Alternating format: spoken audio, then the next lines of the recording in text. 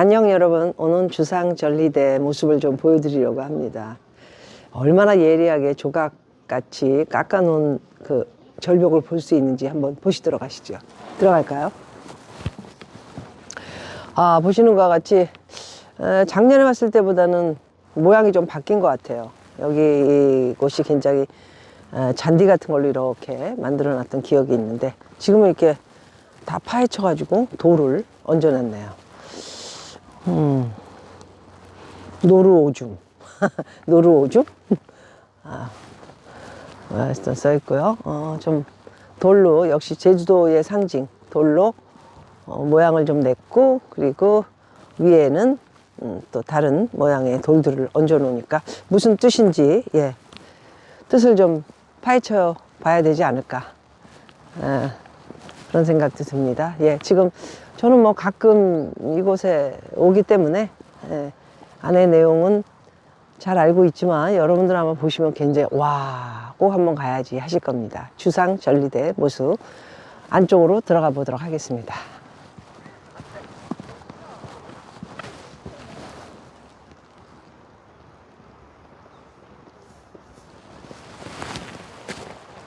자, 이제 초입부터 여러분들 엄청난 바다의 아름다운 모습을 보시게 될 겁니다.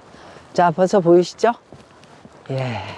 뭐 제주도라는 곳이 제가 살고 있는 하와이를 비롯해 LA 또한 엄청난 바다들이 많죠. 아름다운 곳이 정말 엄청나게 많은 곳입니다. 그런데 보시는 것 같이 한국의 제주도도 어디에 내놔도 정말 자랑스러운 여러 곳에 명소들이 많다, 이런 모습을 여러분들 보시게 될 것입니다. 자, 오늘 주상절리대에서 여러분 또 왔다 갔다 하면서 멋진 모습과 함께 오늘 어떤 내용의 기사들이 떴는지 한번 보고 분석해 보도록 하겠습니다.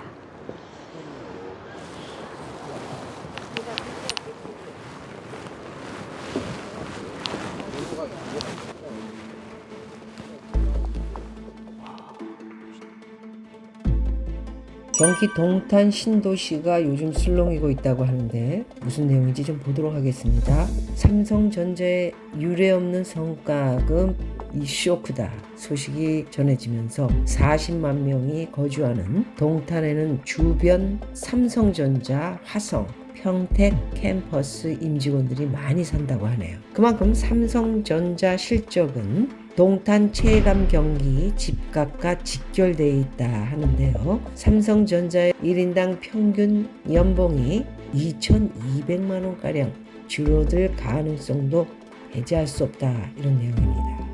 삼성전자는 하순에 초과이익 성과급 OPI 지급률을 공지한다. OPI는 매년 한 번 1월 말에 연봉의 최대 50%까지 받을 수 있는 삼성전자의 대표적 성과급, 삼성전자 사업부별로 연간 실적이 목표를 초과 달성했을 때 지급하는 겁니다. 상반기, 하반기 두 차례 월 기본급의 100%까지 지급하는 임직원 TAI라고요. 목표 인센티브와는 별개라고 합니다.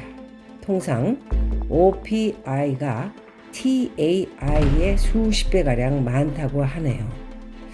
삼성전자 반도체 사업을 담당하는 디바이스 솔루션 부분은 9월까지 누적 적자가 12조 6,900만 원에 달하는 만큼 OPI가 나오지 않을 것이라는 관측이 많다. DS 부분은 올 하반기 TAI 지급률을 역대 최저인 월 기본급의 0에서 12.5%로 책정한 바 있다고 하네요. DS 부분이 OPI를 지급하지 않는다면 삼성전자의 1인당 연봉은 얼마나 깎일까요? 정확한 액수를 산출하는 것은 어렵다고 하네요. 하지만 삼성전자가 반기 보고서를 통해 공개한 올 상반기 1인당 근로소득, 보존급, 성과급, 복리후생비 등 합계 자료와 여러 가지 전제 조건을 바탕으로 단순 계산은 할 수 있다. 이 같은 전제를 바탕으로 계산을 하면요, 삼성전자의 1인당 연간 평균 연봉들이 전부 깎이고 있습니다.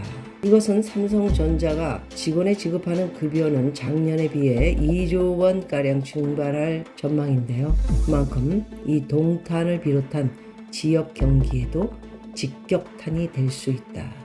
40만 명이 거주하는 동탄에 그래서 삼성전자, 화성, 평택 캠퍼스 임직원을 비롯해 굉장히 많은 사람들이 살고 있는데요. 그만큼 이 모든 연봉이 깎이고 이렇게 되면 집을 사려는 사람도 집을 살 수가 없겠죠. 빚을 너무 많이 내기도 힘들고요. 소득이 줄었는데 빚을 어떻게 냅니까? 그렇다면 팔려고 하는 사람들은 많아질 것이고 살려고 하는 사람이 없다. 집값은 자연적으로 떨어지는 것이죠. 삼성전자의 올해 1인당 평균 연봉들이 이제 작년에 비해서 몇 천만 원씩 계속 줄어든다고 한다면 동탄의 체감 경기, 집값과 연결이 되면서 크나큰 침체를 맞게 될 것 같습니다. 침체라는 건 집값이 많이 떨어질 것 같습니다. 제가 아는 회원분 계신데 걱정이 많네요. 걱정 좀 하고 계셨는데 결정은 본인들이 하시는 거라 냉정한 판단을 내려드리고 싶지만 조금 조심스럽기는 합니다. 어쨌든 또 만나 뵙고 서로가 의논하는 시간을 가져보면 어떨까 하는 생각을 가져보고요. 최근에 그야말로 서울 외곽 지역 아파트값 하락세가 가파라지면서요. 노도강, 노원, 도봉, 강북 지역에서 최고가 대비 절반 가격 수준의 거래가 속출하고 있습니다. 노원 상계동 상계주공 12단지 전용 41제곱미터 지난 5일 3억 2천만 원에 거래가 됐다고 하는데 2021년 9월에는 6억 2천만 원이었다고 하네요. 48% 하락. 상계주공 16단지 59제곱미터 4억에 거래가 됐는데요. 2년 전 최고가가 7억 1천만 원, 44%가 빠졌습니다. 국민평형 84제곱미터는 30% 하락률을 보이고 있다고 합니다. 도봉구 창동 삼성 레미안 84제곱미터는요, 최근에 7억에 거래가 됐습니다. 11억까지 치솟다가 36%가 떨어진 겁니다. 인근의 동아 전용 84제곱미터 역시 7억 2,500만 원에 거래가 됐는데요. 2021년 8월에는 11억대였다고 합니다.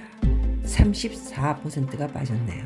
전문가들은 최근 고금리 상황이 지속되는 데다요, 정부의 대출 규제와 프로젝트 파이낸싱 위기 등이 복합적으로 작용했기 때문이다 이렇게 보고 있는데요.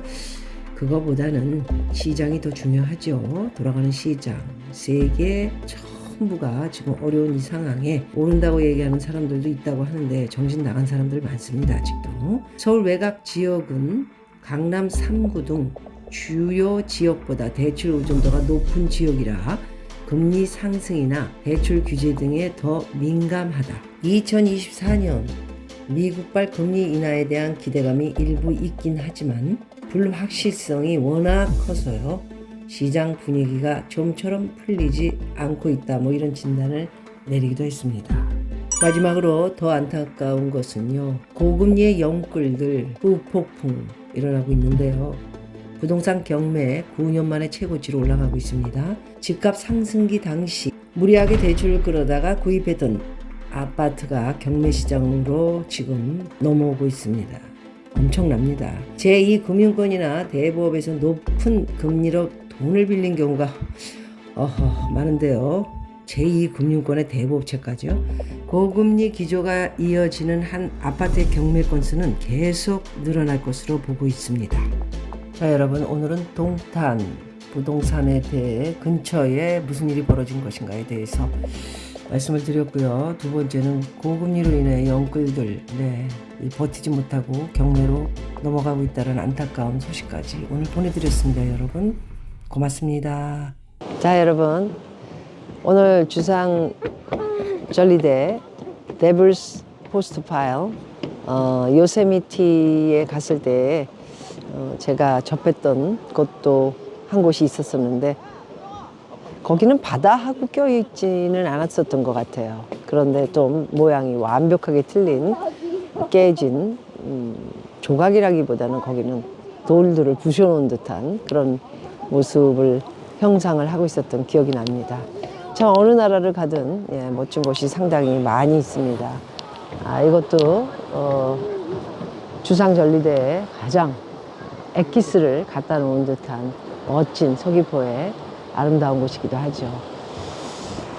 저 밑에 여러분 보고 계신지 모르겠습니다. 저기 밑에 파도 치는 그 위로 또 이렇게 걸어 나갈 수만 있다면 한번 걷고 싶다 할 정도로 멋진 모습입니다. 정말 어떻게 저런 형태로 만들어졌을까 할 정도로 신비감을 오늘도 느끼면서 자 여러분 정말 너무 하루하루가 많이 어려운 시기가 왔습니다. 2024년 어떤 준비를 하고 계신지 모르겠지만 모두 제일 먼저는 건강이고요. 두 번째 나머지는 우리가 함께 노력하면서 살아가는 내용들을 공유하고 그러면서 멋진 2024년 계획 세우시기 바라겠습니다. 오늘은 여기까지 좋은 영상으로 다시 인사드리겠습니다.